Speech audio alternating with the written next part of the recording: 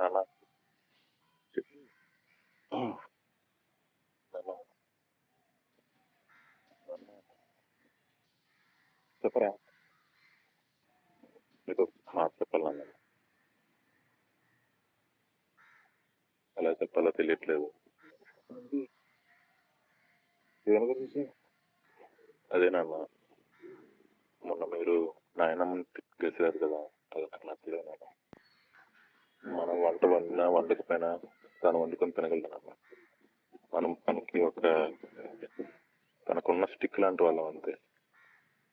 మనం ఆ స్టిక్ లేకపోయినా తను అడగలుగుతున్నాం. కుర్చీ పట్టుకోనో గోడలు పట్టుకోనో ఎలా నడుస్తుంది. ఏదో మన వల్లే తను అడగలుగుతుంది అనుకొని మనం ఇది అవ్వడం తప్ప.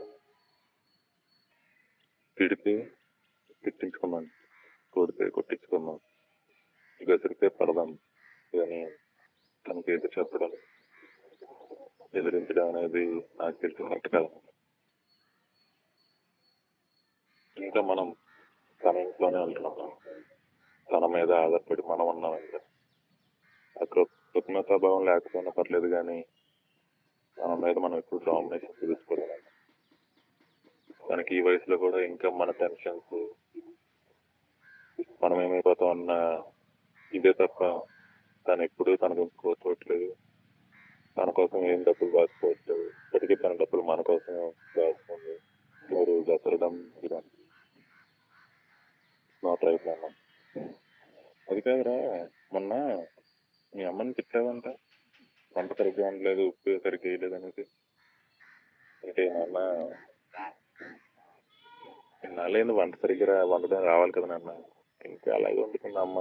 అందుకే ఏదో చిన్నది నేర్చుకోవచ్చు కదమ్మా, ఎందుకమ్మా ఏదో అన్నాను అంతే.